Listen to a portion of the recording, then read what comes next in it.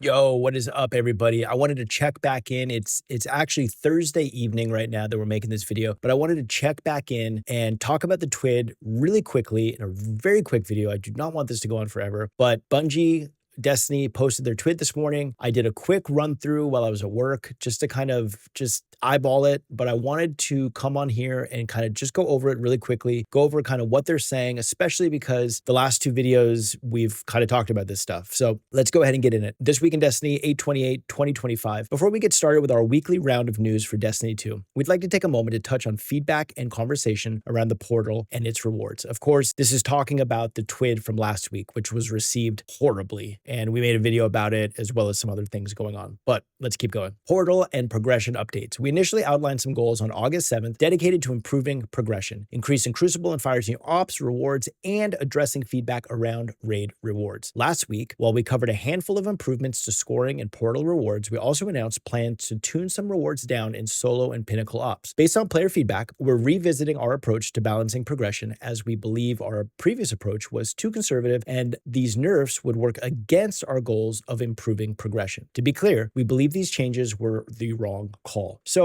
that's huge, right? That's huge that they're admitting to that they're like, hey, we essentially fucked up. However, it does make me wonder, and I talked about this in my previous video, is like, who's steering the ship? Because you guys put out a video, I'm sorry, you guys put out a tweet or a TWID or something talking about how the progression right now is moving too slow and that you guys wanted to speed that up. And then like a week later, you put out this TWID that's like, hey, we're scaling back the rewards that are going to be dropping. And everybody was like, wait, what is going on? And now you guys are saying, hey, based on player feedback, we believe our previous approach was too conservative and these nerfs would work against our goals of improving progression. Based on player feedback, nobody at Bungie sat down and go, hey guys, this is completely off from what we had just said. Anyway, let's continue. We want all activities in the portal, solo or Fireteam base, to feel rewarding. We want our activities to contribute understandable and meaningful progress to your climb in power. As such, the following changes are being made immediately. Planned reductions to power earned for given grade within solo ops have been reverted. Planned reductions of engrams earned in Encore, Starcross, and Whisper have been reverted, and the planned change for prime engrams to require decryption in the tower has been reverted. Now, at this point, those three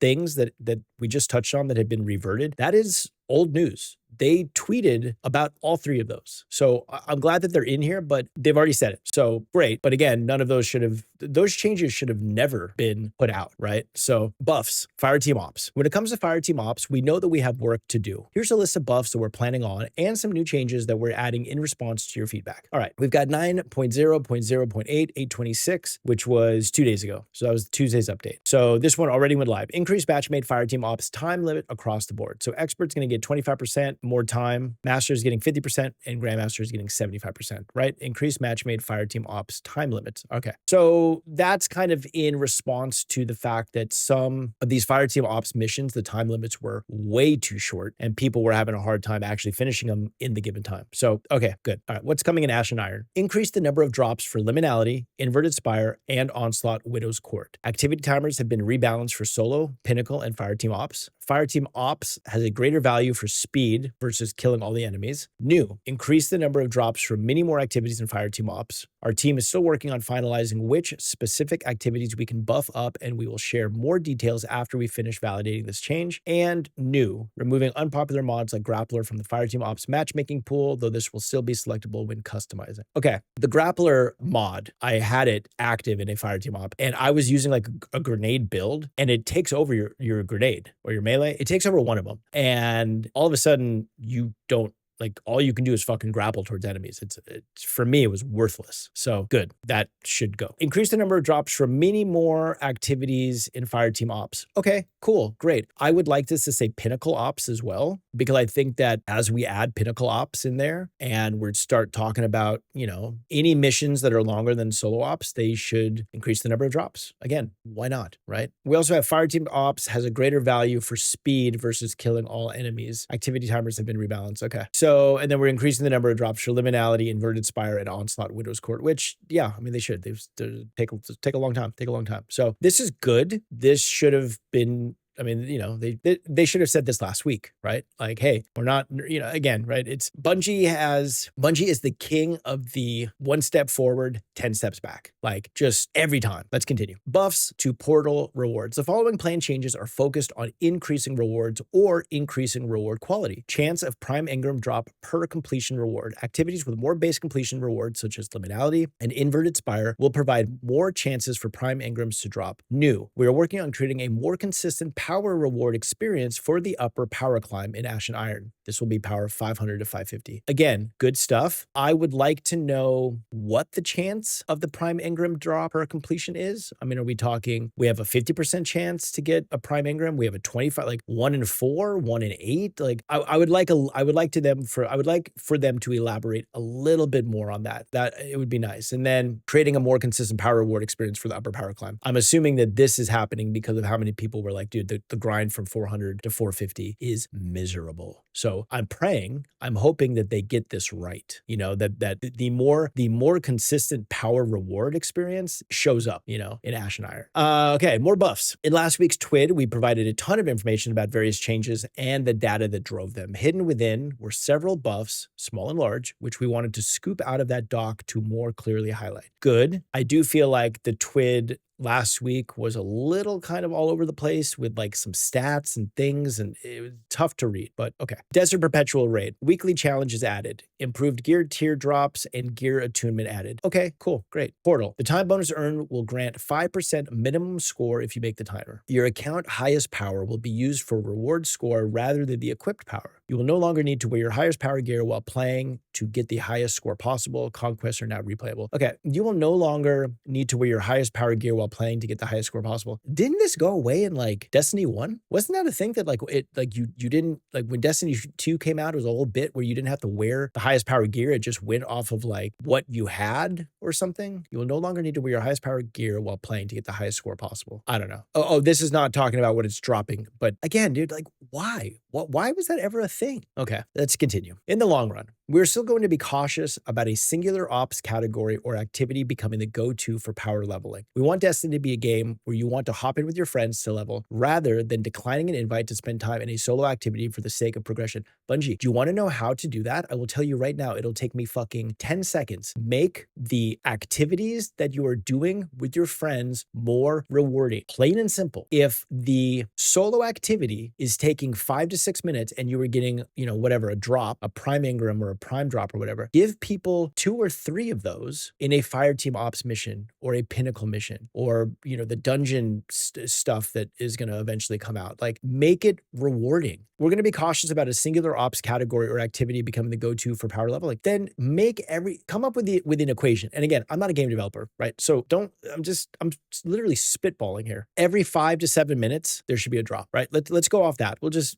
5 to 7 minutes. If you do a mission that's 30 minutes, right, you should probably be getting like 5 to 6 drops, and maybe 2 of those have a chance to be a prime engram. People are going to be fucking off the solo ops real quick because they're going like, dude, we're fucking running this thing. We're getting 5 to 6 drops. We had 2 that are possible to be prime. Like, problem solved. Problem solved. Let's keep going. In this case, we understand that alternate experiences need to be brought up a bit more to help things feel good rather than pushing other options down in the short term. And we don't want players who generally just want to play solo or pinnacle ops feel like they're getting caught by a stray nerf. Our current approach is to bring options up and make sure they feel good before we look at the problem children. Okay, great. That's what I just said. Our hope is to continue to iterate and improve the progression through the power band with these increased to Fireteam Ops, the portal, as well as combined with the improvements to the Crucible we have made and the additional improvements to raid rewards coming in 9.1.0 as well. Now on to your regularly scheduled TWID. I have mixed feelings. Let's look over the rest of the TWID. We'll come back. All right, we're bringing back heavy metal. There's a new event pass, new rewards. Make sure you get your drink. I tried out heavy metal a few weeks back. I did not care for it. I did not have fun playing it. That to me is not what I'm playing Destiny for. I'm also not, to be completely fair, I'm not a big PvP player. So maybe that's just why it didn't really resonate with me. I would love to know, let me know in the comments below if you guys are heavy metal fans. Again, there's no offense. I just didn't really care for it. Wasn't my thing. All right, so heavy metal is back in the Crucible. Limited time, you've got heavier duty emblem for achieving rank 5, new sword hollow foil for hitting rank 10, and a kinetic shotgun hollow foil for hitting rank 15. And then you can still get the sparrow. This is like the sparrow that shoots by achieving rank 14. Okay, great. All right, game mode will last for 7 days. All right, so you got 7 days starting on September 2nd and ending on September 9th. So this goes live on Tuesday. Yeah, make sure you play. Make sure you play, because after you play, it's not going to get anything. Twitch drops will be available through the entirety of Heavy Metal. Watch a participating streamer on Twitch for 1 hour between 10 a.m. Pacific time, September 2nd, and 10 a.m. Pacific time, September 9th, to receive the Mad Dog emblem. I'm assuming this is it, or is this the heavier duty emblem? Not really sure what this is. Not sure, but you can earn it.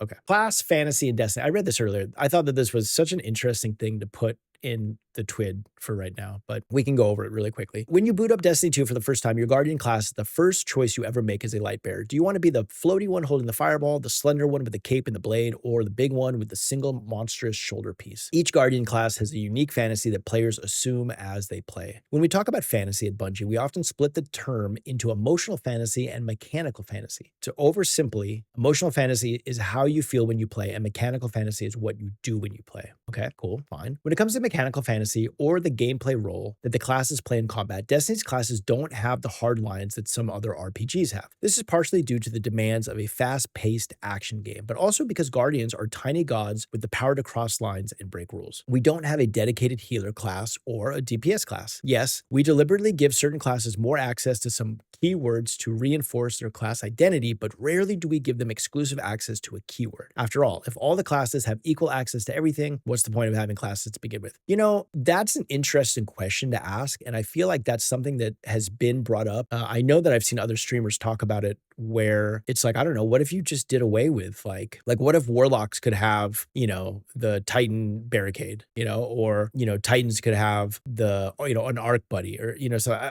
again, it's like, yeah, I mean, all the classes have equal access, and what's the point of having classes? True, but like, I don't know, I mean, we're Guardians, right? So, I mean, there's some interesting build crafting that you could do if you do away with some of that, but anyway, it's not the game they're making, so getting off on tangents here. Today, we're going to dive deeper into class identity and talk about our upcoming plans for each class. Some of these changes will come in release during the month of September, others in October, and others still in Destiny 2 Update 9.5.0 alongside the Renegades release and beyond. Without further ado, let's dive in. So this just talked a little bit, and like I said, I went over this a little bit earlier, but this just kind of talks about each class and kind of what they want to kind of work towards, right? So Warlock, they weaponize the mysteries of the universe to sustain themselves and devastate their foes. We have some Warlock traits, battlefield control, arcane abilities, ally empowerment. And moving forward, we plan to do more to reinforce the Warlock identity. In the short term, we're working on enabling deeper build crafting and finding ways to give Warlocks more ability uptime. The Empowering Rift change coming in the Ash and Iron update is part of this. Longer term, we'd like to give Warlocks more mobile healing options and a passive benefit to match other classes. Titans do bonus uncharged melee damage. Hunters have higher base movement speed. So these are just some upcoming Warlock changes that they're currently working on. The Warlock turrets will now count as grenades for stats and perks. So you got Ionic Sentry, Arc Soul, Hellion, Bleak Watcher, and Child of the Old Gods. And then we've got Empowering Rift class ability will now generate neutral game ability energy over time. Kills while standing in Empowering Rift will now generate bonus ammo progress, 15% for special, 10% for heavy. Okay, Titan. Disciplined and proud, Titans are capable of both aggressive assaults and stalwart defenses. Titan traits here, we've got aggressive assault, damage mitigation, and an artillery expert. Going forward, we'd like to get some more artillery expert flavor into the Titans kit and give them more opportunities to flex their tactician muscles. In the short term, we're working on some updates to Behemoth abilities. Longer term, we'd like to make updates to Word of Dawn and the Sentinel subclass, among other things. Here are a couple of the upcoming Titan changes that we're working on. We've got Howl of the Storm, which is the stasis aspect, will now grant 2 melee charges. Change stasis crystal spawn pattern and added 4 more crystals. And Bastion Void aspect will now have faster cooldown in PvP. I believe this is supposed to say PvE right here. They now faster cooldown in PvE. I think that this is wrong. Last but not least, we have Hunter. Agile and daring. Hunters are quick on their feet and quicker on the draw. We've got Hunter traits are attack, precision, infiltration, and damage avoidance. Going forward, we'd like to give Hunters more abilities to help support their fire team. In the short term, we're working on giving Gunslinger an update. Longer term, we'd like to address the feedback that Night Stalker relies too much on invisibility, among other things. Here's some of the Hunter changes that we're working on. On your mark, which is the solar aspect, stacks of on your mark now give weapon stat instead of weapon handling and reload. Max of 40 weapons stat at 10 stacks. Rescaled stack count to a max of 10 stacks. Precision hits now give 1 stack. Precision final blows now give 2 stacks. Precision final blows at 10 stacks now cure you instead of giving radiant. Okay. Golden Gun Deadshot Solar Super now refunds ammo on Golden Gun Final Blows instead of on ignitions. Now extends super duration on Golden Gun Final Blows. Duration gain diminishes with Final Blows, grants less on Crucible. Marksman Dodge class ability now reloads all weapons in activation, now picks up nearby ammo bricks on activation. I'm not super familiar with Hunter. I don't play Hunter a lot, so you guys let me know in the comments if this is something that sounds good, because I'm not totally sure. Class identity wrap up. We love all of Destiny's classes equally, and we're dedicated to making sure that each has a chance to shine. We don't want any of our classes to be viewed as the DPS class. All three classes should be capable of roughly the same damage output. That said, there will always be certain builds that are more effective than others in different contexts. We'll continue to balance subclass builds to ensure we don't have any clear win buttons and ensure that each class feels powerful. In the future, we're interested in doing more to make each class's identity more distinct, potentially through stronger passive effects for each class. However, this adds more complexity to an already complex game, and the player experience comes first. We truly appreciate the feedback you've given on the classes, and we ask that you continue to provide feedback whenever you have it. All right, we've got some art. We've got a PAX West cosplay meetup, creator lore panel, Psalm Lab will be hosting a lore panel for Edge of Fate. Cool. Destiny Rising launch. I have not jumped in. That's a lie. That's a lie. I jumped in briefly at work on my phone. It is not ideal playing on an iPhone. So I have not tried to set up the emulation and this stuff. And to be completely honest, I don't know if I'm going to. I don't know if Destiny Rising is the game for me. So anyway, there was the launch of Destiny Rising, and if you complete some stuff, you're gonna get an emblem, which is cool. Last call to donate in support of Ronald McDonald House charities. This is great. Donate $25 unlocks the Plaid-tastic new Tartan tribute emblem. Cool emblem, very punk rock. Donate. Ronald McDonald House is the charities and stuff they're good. Yeah, donate if you guys can. And then we got known issues. I'm not gonna go over the known issues. All right, so let's talk about this TWID, just because again, this goes with the last two videos we put out, and I wanted to touch on this because again, it's scary time for Destiny right now. For me, this TWID was a sort of tone-deaf response to a lot of what people were saying. I understand and I like the things here that they're talking about that have been reverted. Okay, that's great. However, the argument is that this shit should have never been even gone. It should have never even been thought about in the first place. Right? The buffs to some of these fire team ops and stuff coming in Ash and Iron, and the buffs to the portal rewards and the buffs to the raid and whatnot. Okay, cool. Like that's great. That's all good stuff. But there are a couple things. They did not come out and say, "Hey, we're sorry." What did they say? What was the thing? What was their little bit? We believe that these changes were the wrong call. We're sorry, right? I don't know. Maybe whatever. For me, it's like somebody says you're sorry, and I don't know. It just maybe it smooths it out a little bit more. But the other thing is that what people are talking about right now, outside of because all of this for me is like, hey, we put out a TWID. It was fucking disastrous, and now look, we're gonna make it okay. Right. I think what I would have really liked to have seen is a TWID that was like, hey, we're walking back all the shit from last week. Bad call. We made a bad call. That was bad. On top of it, let us talk to you guys a little bit about what's coming, right? We hear you about dungeons and raids. We're working on the legacy content. We're working on, vault space. Renegades is what? September, October, November, 3.5, 4 months away. Let's start outlining some of the vault stuff. Hey, here's what we're working on. We know the vault situation's a problem, right? We know that you guys want the legacy raid and legacy dungeon content in the portal. Here's what's coming, right? Here's what we are working on. Apologies if it takes maybe a little bit longer, but we hear you, right? Hey, we hear you guys that the grind from 400 to 450 is fucking horrible. You're not gonna have to do that again. 500 to 550 is going to be way better. We promise. I know that they said something in here about that. Working on creating more consistent power reward experience for the upper power climb. This will be power 500 to 550. Fine. But again, right? Hey, we understand. We understand that the power progression sucks. We understand that the 400 to 450 is brutal. That is not going to happen again. Okay. We promise. Right? The Desert Perpetual raid. Great. Weekly challenge is added.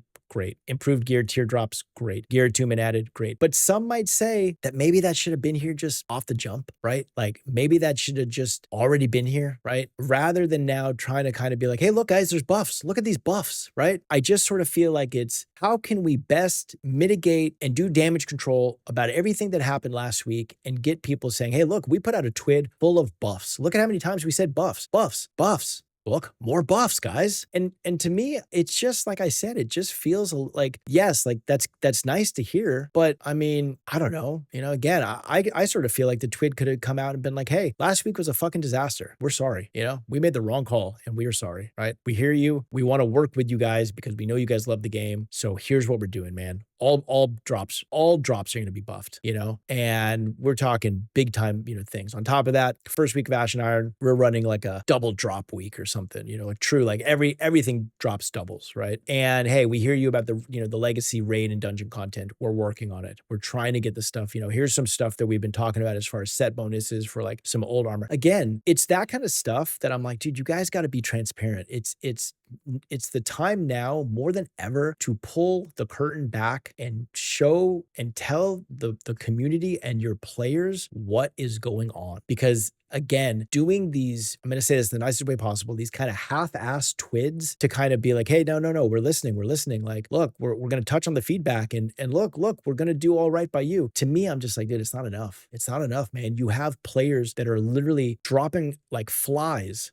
that the thing? Dropping like flies each and every day. And I see it. I've got a shit ton of comments from all of you guys on the last 2 videos that are like, dude, game's trash, game's done, game's garbage, rest in peace. Like, I hear you. I fucking hear you, man. And that's what I'm saying. It's like, now's the time for Bungie to, hey, let's talk about this. Also, we've got 2 weeks. It'll be a week from Tuesday when Ash and Iron goes live. No developer stream to talk about Ash and Iron. I mean, again, I'm not even saying no Vidoc on Ash and Iron. Nothing to just put out and be like, hey, here's a little teaser. We're going to like just wet the whistle a little bit. Nothing. And that's what I'm saying is that the silence on some of the stuff is deafening. And I think that players who are invested, players who love the game, who legitimately love the game, see this kind of stuff and they're like, yeah, it's cool. It's not enough. So I'm good, and then another week go by and then 2 weeks go by or a month go by and they're not logging in. And then do you think that they're going to really want to jump back in a month from now or 6 weeks from now? And for what exactly? Some double drops. I mean, again, I think that Bungie is kind of missing the boat again, right? On some of this stuff and some of the feedback that people are talking about. And again, I would be like, dude, who's steering the ship? Who's making the call? Because it's time to come out and it's time to talk about some of this stuff. But again, I don't know. You guys tell me what you think about the TWID. Maybe I'm completely off base and I drank the negative Kool-Aid today. Leave me a comment down below. Let me know what you guys are thinking about this TWID. Was this enough? Or did you guys expect more in the TWID? And 2 things also, are you popping back in for Ash and Iron? And if not, are you popping back in for Renegades? I want to know. I'm curious. I will do both because I paid for it. So I want to see what's going on. But it's pretty slow, pretty low and slow in Destiny right now. So anyway, that's all I got for you guys. Today's Thursday.